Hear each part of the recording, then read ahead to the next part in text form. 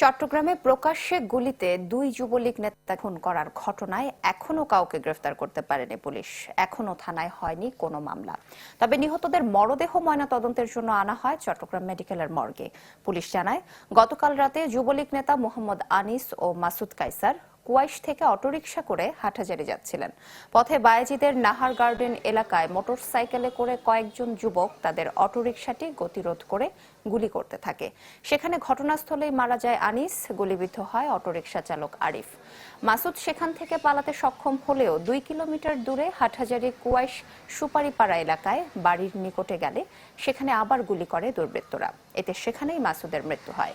পুলিশের ধারণা, পূর্ব শত্রুতার জেরে এই হত্যাকাণ্ড। এ ঘটনায় বায়েজিদ ও হাটহাজারী থানায় পৃথক দুটি মামলা দায়ের প্রক্রিয়া চলছে। খুনিদের গ্রেফতারে অভিযান অব্যাহত আছে বলে জানায় পুলিশ।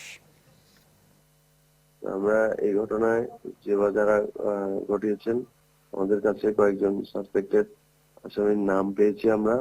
এদের গ্রেপ্তারের জন্য আমাদের অভিযান অব্যাহত আছে। আমরা এদেরকে দ্রুততম সময়ের ভিতর আইনের আওতায় আনার জন্য চেষ্টা করছি। এই ঘটনায় বাদী পক্ষ এজাহার দায়ের করছেন, মামলা রুজু প্রক্রিয়াতে। এদের মধ্যে পূর্ব শত্রুতার জের আছে। এর সাথে বায়েজিদ থানায়ও পূর্বের মামলা আছে এবং এদের হাটহাজারী থানায়ও মামলা আছে বলে আমরা প্রাথমিকভাবে জানতে পারি।